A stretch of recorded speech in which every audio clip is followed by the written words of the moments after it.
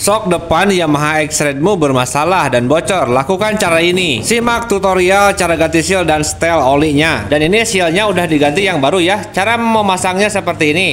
Masukkan alatnya seperti ini ya. Tinggal dipukul menggunakan palu sampai mentok. Dan ini susah masuk sepertinya, gagal ini alat. Kita ganti alat menggunakan seal yang bekasnya. Kita pukul seal yang bekasnya sampai dia mentok ya besti. Lalu kita lepaskan kembali seal yang bekasnya. Pasangkan klip ya, satu klip pengunci sealnya guys. Dan ada seal debu ya, kita pasangkan juga. Cara pemasangannya mudah, tinggal digedor-gedor dikit dan masuk ya guys. Dan untuk sok ini sudah dibersihkan semua ya besti. Kita ambil untuk as soknya, kita masukkan ke bottomnya. Pasangkan langsung pernya seperti ini guys. Kita balikan ya, dan kita kasih lem dulu di baut L nya. Dikarenakan tidak ada ring kuningannya, ini pasti bocor ya. Menggunakan tribon juga aman kok, tinggal dipasangkan saja, langsung dikencangkan ya besti. Nah, kita kencangkan ya. Setelah baut L nya dikencangkan, kita balikan kembali untuk soknya.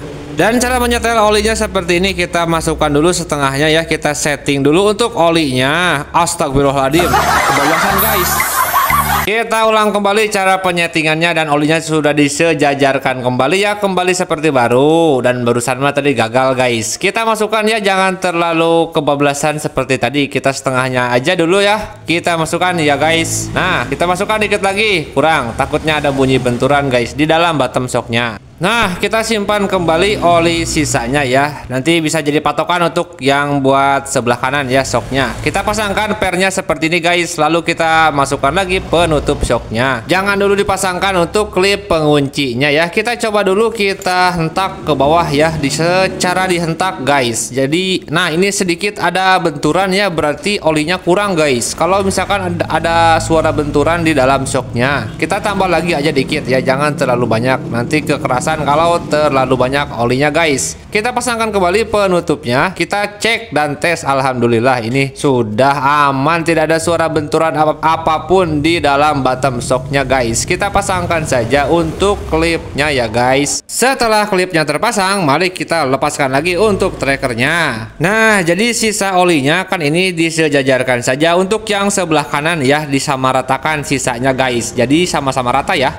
Dan sekarang beralih ke bagian yang sebelah kanan ya. Ini sealnya sudah diganti baru guys. Kita pasangkan saja, dituangkan saja untuk olinya. Nah, kita sejajarkan saja ya. Kita prediksi apakah sudah sejajar apa belum. Nah, kita dikit lagi isikan, kurang sejajar guys. Kurang, tinggal ditambah lagi dikit. Nah, jangan kebablasan, bahaya kebablasan mah seperti tadi ya besti. Kita pasangkan langsung untuk pernya ya. Dan kita tarik untuk shocknya ke atas. Nah, tinggal dipasangkan saja untuk penutupnya. Sama ya seperti tadi caranya. Jangan dulu dipasangkan untuk klip penahan tutupnya itu guys. Kita cek dulu apakah ada suara benturan atau belum.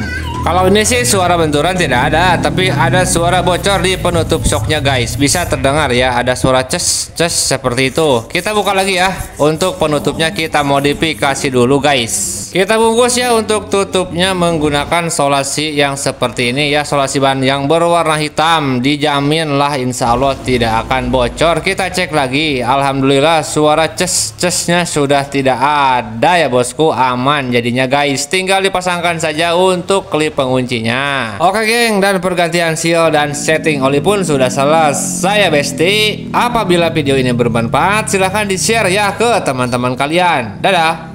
Tidak perlu alat aneh-aneh ya untuk membuka bearing yang sudah hancur di dalam pelek seperti ini. Kan itu rumahnya ketinggalan ya di dalam pelek. Cukup mengelas baut 10 ya, dengan cara dilas 2 titik seperti itu guys. Lalu kita balikan untuk peleknya. Lalu kita masukkan kunci T seperti ini. Lalu dipukul saja kunci T-nya sampai laharnya itu bisa keluar. Mudah kan?